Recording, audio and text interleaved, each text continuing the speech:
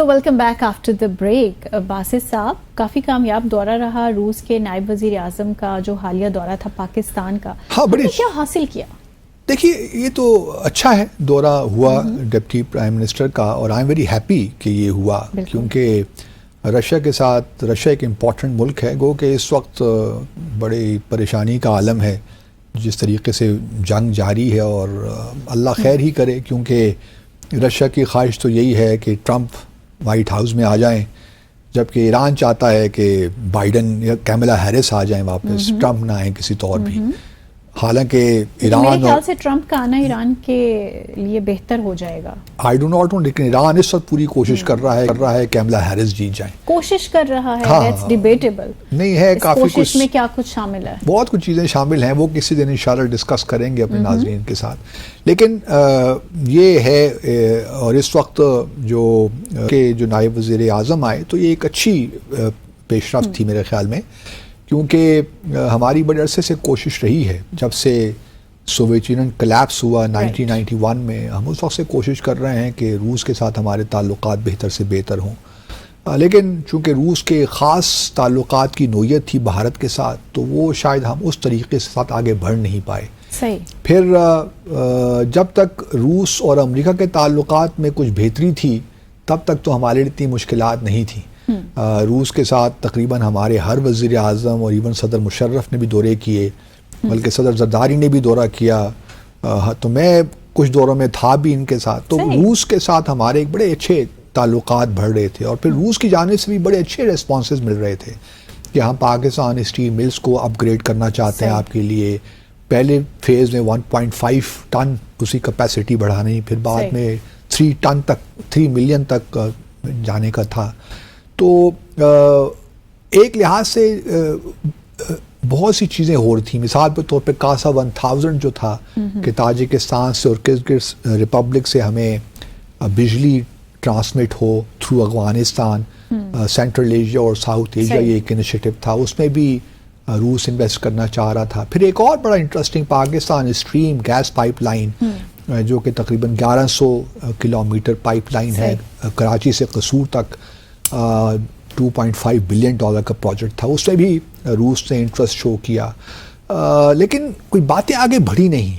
اس کے علاوہ ہم نے ایک انٹر گورنمنٹل کمیشن بھی بنایا، اس کے 8 اجلاس ابھی تک ہو چکے ہیں. پچھلا اجلاس میرے خیال میں پچھلے سال جنوری میں ہوا یا مارچ میں ہوا، اور اب اجلاس اگلا جو ہے وہ شاید اگلے سال ہو.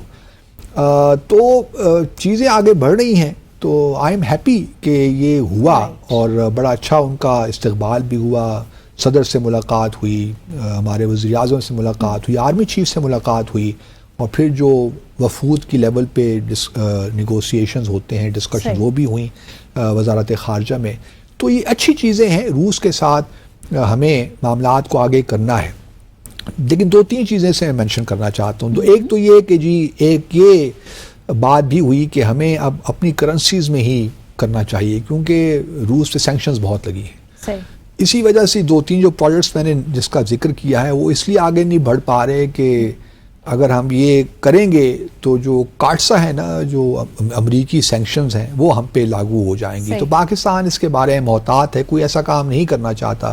اس لیے ایران کے ساتھ یہ ہمارے تعلقات میں جو پرابلمز ہیں وہ اسی وجہ سے ہیں کہ ہم وہ کوئی ایسا کام نہیں کرنا چاہتے کہ ہم امریکی سینکشنز کی زد میں آ جائیں، یا ہماری جو کمپنیز ہیں، پرائیویٹ جو بھی ہیں، یا جو بھی ہمارے ادارے ہیں، وہ سینکشنز میں آ جائیں. تو ہم بڑے، اس لیے ایک فیصلہ یہ بھی ہوا ہے کہ جو اس وقت ہمارا بائیلیٹرل ٹریڈ ہے $1 بلین کے قریب، اس کو بڑھائیں، لیکن یہ ٹریڈ جو ہے ہم اس کو اپنی اپنی کرنسی میں کریں، مطلب روبل میں اور پاکستانی روپے میں. تو دیٹ وڈ بی گریٹ، کیونکہ ہمارے پہ ویسے ہی جو فورن ہے ایک ریزروز کا پریشر تو رہتا ہے. تو ہم نہیں چاہتے کہ جو ہارڈ کرنسیز ہیں وہ ہم اپنے امپورٹس پہ خرچ کریں. تو اس لیے ایک بہتر فیصلہ ہے یہ. اس کے علاوہ جو ایک اور 2 چیزیں اور، ایک تو یوریشین اکنامک فورم ہے جس کو روس لیڈ کرتا ہے، اور اس میں جو ممالک شامل ہیں اس میں آرمینیا ہے، بیلاروس، قزاقستان، کرغز ریپبلک اور رشیا، 5 ممالک ہیں. تو پاکستان نے یا روس نے یہ کہا ہوگا کہ جی آپ بھی اس کو جوائن کریں. ہم نے بھی خواہش کا اظہار کیا ہوگا، لیکن یہاں معاملہ یہ ہے کہ اس کا ایک ممبر آرمینیا ہے. آرمینیا شاید ہمارے ناظرین کو معلوم نہ ہو کہ پاکستان میں دنیا میں 2 ممالک ایسے ہیں جن کو پاکستان تسلیم ہی نہیں کرتا, ایک اسرائیل اور ایک آرمینیا.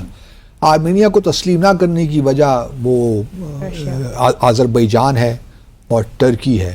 آپ ہمیں تو خیر نہیں, مطلب جو لوگ ہسٹری پڑھتے ہیں ان کو یاد ہے کہ آرمینیا اور ٹرکی کا 2015 سے ایک معاملہ چل رہا ہے بقول آرمینیا کے کہ اس وقت خلافت میں ٹرکی جو ٹرکش کیلیفٹ تھی انہوں نے تقریباً 6 لاکھ ایک جنوسائیڈ کیا مبینہ طور پر. تو اس وقت سے ٹرکی اور آرمینیا کے تعلقات میں ایک لحاظ سے آپ کشیدگی آپ کہہ سکتے ہیں. پھر ٹرکی آذربائیجان کو سپورٹ کرتا ہے نگورنو قرباخ کے ایشو میں, تو پچھلے دنوں جنگ بھی ہوئی.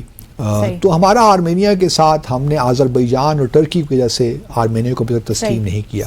اب یوریشیا جو یہ یوریشین اکنامک فورم ہے اس میں آرمینیا بھی ہے, تو اب تو پہلے میرا خیال میں آرمینیا کو تسلیم کر ہی لیں کیونکہ ٹرکی نے کیا ہوا ہے, ٹرکی نے تسلیم کیا ہوا ہے, ان کے سفارتی تعلقات نہیں ہیں لیکن ہم نے تسلیم ہی نہیں کیا. تو میرا خیال ہے پہلا قدم تو یہ ہونا چاہیے کہ آرمینیا کو تسلیم کر لینا چاہیے. اب نگورنو قرباخ کا معاملہ بھی ٹھنڈا ہو گیا ہے, ٹرکی نے 1991 میں کر لیا تھا آرمینیا کو تسلیم. ہم ابھی تک بیٹھے ہیں, دھیان ہی نہیں گیا ہوگا نا, شاید دھیان ہی نہیں گیا. لیکن چلیے اگر اب روس کے صدر نائب وزیر اعظم آئے ہیں تو شاید بات اس طرح بڑھے, اور ہم امید کرتے ہیں کہ بات اس طرح بڑھے گی. آرمینیا سے ہے بڑا خوبصورت ملک, مجھے جانے کا اتفاق ہوا ہے, یریوان اس کا کیپٹل ہے. لیکن میں آج کی بات نہیں کر رہا, جب میں سوویت یونین میں تھا سفارت خانے میں I was working as 3rd secretary, تو اس زمانے میں گیا وہاں یریوان میں, اور بہت ہی خوبصورت شہر اور بہت ہی زبردست مزہ آیا. اب تو خیر اور ڈیولپ ہو گیا, وہ کہاں سے کہاں پہنچ گیا ہوگا. لیکن یہ ہے کہ آرمینیا کو میں سمجھتا ہوں کہ اب تسلیم کرنے کا وقت آ گیا ہے.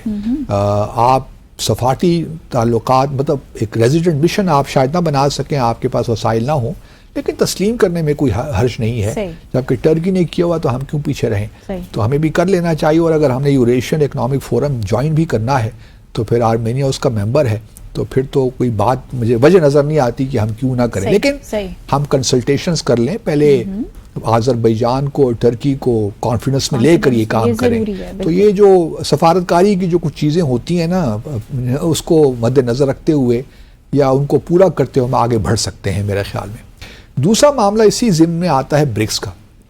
پچھلے دنوں جب یہ نائب وزیر اعظم کا دورہ ہو رہا تھا تو ہمارے اخبارات نے بھی کہا کہ جی واہ واہ واہ کیا بات ہو گئی, پاکستان اب برکس میں شامل ہو جائے گا, کیونکہ روس نے ہماری ممبرشپ کا اس کی حمایت کا اعلان کر دیا ہے. روس تو چاہے گا کہ ہم شامل ہو جائیں گے, روس سے کوئی ایسے تحفظات نہیں ہیں کیونکہ ہم شنگھائی کوآپریشن آرگنائزیشن تو پہلی ممبر ہیں. اس سے پہلے بھی ہم ڈسکس کر چکے ہیں کہ بھارت کی جو کوشش ہے وہ یہی ہے کہ وہ شنگھائی کوآپریشن آرگنائزیشن کو کوئی زیادہ لفٹ نہیں دینے والا, اس کا جو مین فوکس ہے وہ برکس پہ ہے. اسی لیے پاکستان میں جو 15-16 اکتوبر کو ہونے جا رہی ہے برکس کی پرائم منسٹرز کی کانفرنس ہیڈز آف گورنمنٹ کی, اس میں جس طرح ہم نے پہلے بھی کہا کہ مودی صاحب تو نہیں آنے والے.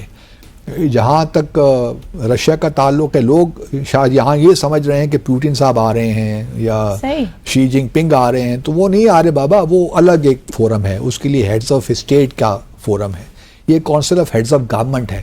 تو یہاں پہ روس کے وزیر اعظم آ جائیں گے اور باقی جو وزیر اعظم ہیں ممبرس کے وہ آ جائیں گے. اب تو دیکھنا اب یہ ہے کہ اصل میرا جو معاملہ ہے وہ میں دیکھنا چاہتا ہوں کہ بھارت سے کون آئے گا, جے شنکر آتے ہیں یا وائس پریزیڈنٹ آتے ہیں. لیکن اینی کیس کیونکہ یہ اکتوبر کو ہو رہی ہے 15-16 کو, اور اس سے پہلے روسی نائب وزیر اعظم کا آنا پاکستان میں خوش آئند بات ہے. تو ہم امید کرتے ہیں کہ جو بنیادی چیزیں ہیں, پاکستان اسٹیل ملز ہے جس کو ہم پرائیویٹائز کرنے کے چکروں میں بھی ہیں, میں امید کرتا ہوں کہ وہ ہوتی یا نہیں ہوتی وہ سیپریٹ چیز ہے, لیکن اس کو دوبارہ اپنے پاؤں پہ کھڑا کرنا بہت ضروری ہے, اور اس کے بعد آپ اس کو ضرور پرائیویٹائز کر دیں, کوئی حرج نہیں ہے.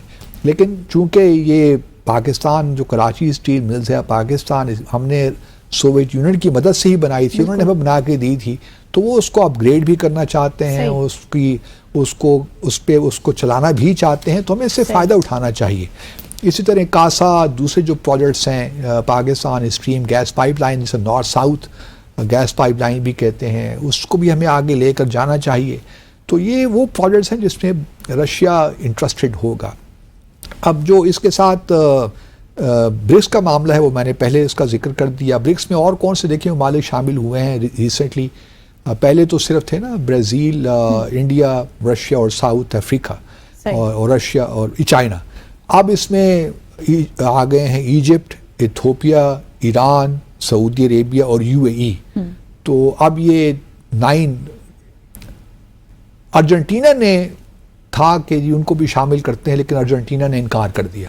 ان کا خیال تھا کہ یہ ایک لحاظ سے یوں محسوس ہوگا کہ ارجنٹینا نے وہ بلاک میں شامل, حالانکہ برازیل ہے لیکن ارجنٹینا نے معاذرت کر لی کہ ہم اس میں شامل نہیں ہوتے. تو اب دیکھنا یہی ہے کہ اس کی جو برکس کی سمٹ ہے وہ 22 سے 23 اکتوبر میں ہو رہی ہے کازان میں, رشیا میں.